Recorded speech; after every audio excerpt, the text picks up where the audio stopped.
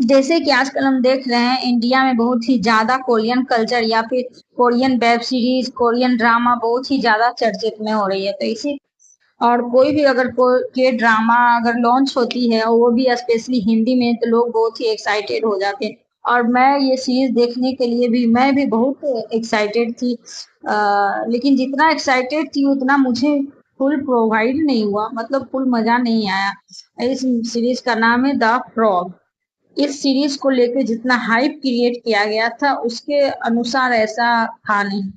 लेकिन इस सीरीज में गोमेंसी एक्टर की परफॉर्मेंस बहुत ही ज्यादा अच्छी थी, बहुत ही ज्यादा, जिसके कारण मैं ये सीरीज देखी, मुझे मजा आया।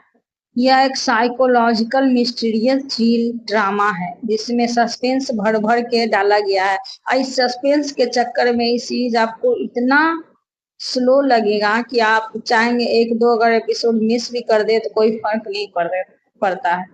उसके इस सीरीज के टोटल एपिसोड 8 है, जिसे आसानी से 5 या 6 में निपटाया जा सकता था। हर एपिसोड की लेंथ आपको 50 to 60 अराउंड मिलने वाली है।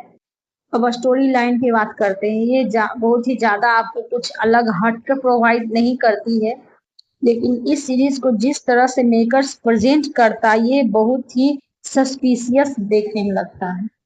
एक साइकोपैथ वुमेन जो एक होटल में रहने आती है और उस होटल को छोड़ने का नाम नहीं लेती, किसी भी कीमत में वो होटल को छोड़ना ही नहीं चाहती है। इसके लिए वो एक से एक मर्डर किए जाती है। और इसका राज क्या है, क्यों मर्डर करती है, ये आपको सीरीज में देखने मिलेगा। लेकिन इसी टाइम लाइन में एक और स्टोरी ऐड किया जाता है, इसके साथ भी सेम सिचुएशन ऐसा ही होता है।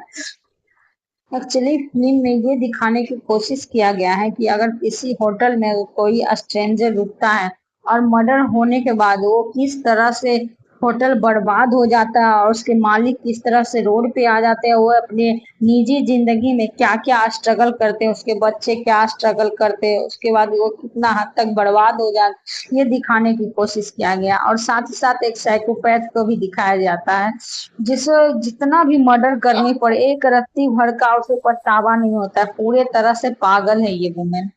ये सीरीज स्पेशली उन ऑडियंस को अच्छा लगेगा जिसमें पेशेंस कूट कूट के भरा हो गया है, मेरी तरह।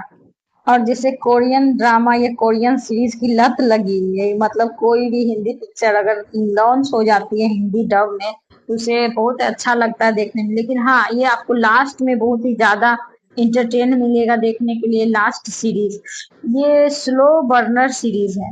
इसमें इस सीरीज को आपको देखने में जब भी मजा आएगा जब आप इसका थोड़ा थोड़ा डोज लोगे इंटरटेनमेंट का, मेरी तरह नहीं कि एक ही दिन में सारा एपिसोड खत्म कर डाले। तो आप पूरा आपको ये सीरीज पकाऊ लगेगी।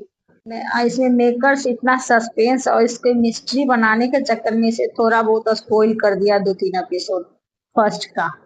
और इस सीरीज की एक्टर की एक्टिंग बहुत ही दमदार थी, एक एक एक्टर कैरेक्टर में घुसे हुए था। स्पेशली लीड एक्टर हमारी विलन गो मिनसू कमाल की एक्टिंग की है। इतना पागल हद तक वो जिस तरह से फोन पे बात करती है, अंकल जी अपने गुस्सा को जिस तरह रिप्रेजेंट करती है, और इतना खून करने के बाद भी उसे गोली मारा जा रहा फिर भी अफसोस नहीं, इतना साइको का रोल निभाई है। और एक डायलॉग भी है जो बहुत ही मुझे अच्छा लगा और बहुत ही भारी भरकम थे। घने जंगल में एक बड़ा पेड़ गिरा पर उसकी आवाज सुनने वाला कोई नहीं। और दूसरी बात है फ्रॉग, इस सीरीज को फ्रॉग नाम क्यों रखा, स्पेशली मैं बहुत ही जानने के लिए क्यूरियस थी। जब हम किसी सिचुएशन में फंस जाते हैं और दो ऑप्शन होते हैं, एक चुप रहना और एक उसके अगेंस्ट जाना, और दोनों के ही परिणाम क्या होते हैं, हमारे लाइफ पे असर पड़ती है। ये कुछ इस तरह से बताया गया है।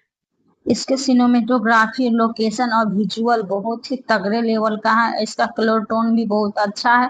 और जिस लोकेशन पे ये शूट हुआ है जंगल में, बहुत ही नेचुरल और बहुत ही ऑथेंटिक लगेगी देखने में आपको। IMDb रेटिंग 7 आउट ऑफ 10 है और इसे 3 आउट ऑफ 5 स्टार देना चाहूंगी। Thank you watching my channel, subscribe करना ना भूलें।